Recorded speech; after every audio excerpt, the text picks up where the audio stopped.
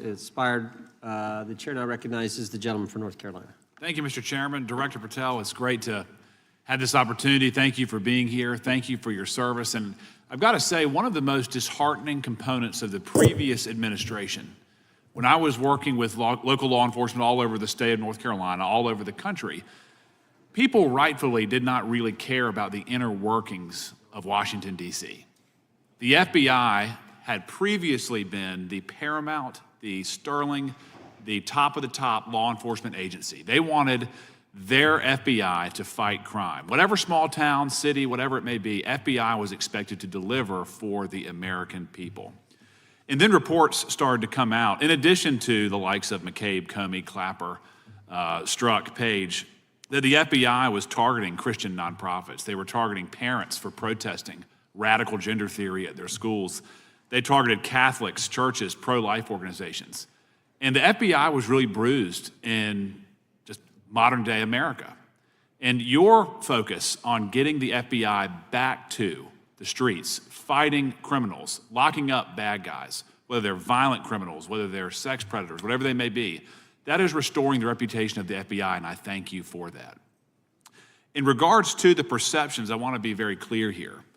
You mentioned the statistics about removing dangerous illegals, removing thousands of kilograms of drugs, violent criminals, guns. The border is secure. These accomplishments are noteworthy and they're needed. But at the same token, I want your take. The fight is not over. Isn't that correct? When we look at what happened in the previous administration, the number of illegal alien criminals that made their way into this country of every type, they're embedded, they're here, and it's going to take a sustained effort to win this battle. That's the critical component, sustained effort. And that's the critical component when you look at what happened in Washington, D.C. We're not here for 4 seconds in terms of safeguarding Washington, D.C. Yep. It's a sustained initiative. We're taking it to Memphis and wherever we decide else. And so we are going to continue the mission till it's done. In regards to offloading some of the agents from Washington, D.C. to the states, to the people, can you just explain how tactically that is a force multiplier in the law enforcement community around the country? Yeah, it's pretty simple. You don't even have to be in law enforcement to know that. If you put cops with other cops, they're going to do cop work. That's right. And what was needed in the communities out there was more cops. What was not needed in the bloated bureaucracy of Washington, D.C. was a third of the FBI's workforce, because a third of the crime does not happen in the Washington, D.C. NCR area. And so the results speak for themselves. Our state and local partners, I've always said this, are our biggest ally, our Yes. greatest ally and partner, and we cannot do the work without them. But we got to send our guys to them. That's right. And in regards to the last 4 years, the open border policies, whether it's terrorism, drug trafficking, human trafficking, violent crime, massive amounts of organized retail theft, and other types of criminal behavior, can you describe, just so anyone who's listening here can talk about, how serious the levels of criminality have become in the United States? Well, unfortunately, in order to have these record-breaking numbers of arrests and seizures, you tragically had to have a record-breaking explosion in violent crime, and it doesn't happen overnight. And it came in from all corners of the earth and from all platforms, including social media. And that's the root cause of all of these evils. And in order to clean it up, it's not going to happen overnight. But the men and women of the FBI, what they did in these 7 months, everybody should be talking about it. Every single district in this dais is safer now, today, than it has ever been because of that work.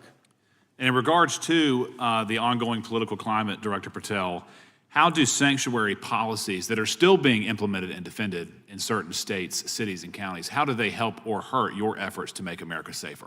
Well, if you are harboring criminals, you are harboring our ability to keep our communities safe.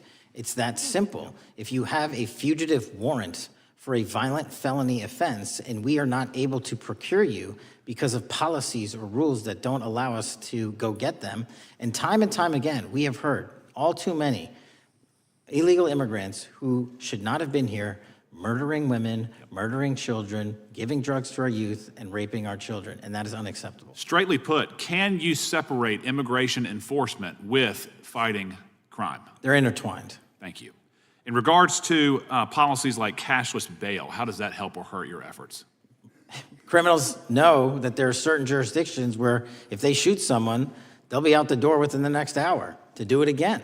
And that's an ethos that is, and a system that has been built out over years that we are combating. How is defunding the police around the country, how has that helped or hurt? As long as I'm in this seat, we're not defunding any cops. Good. Thank you, Director. I yield back. Gentleman yields back. Mr. Garcia is recognized.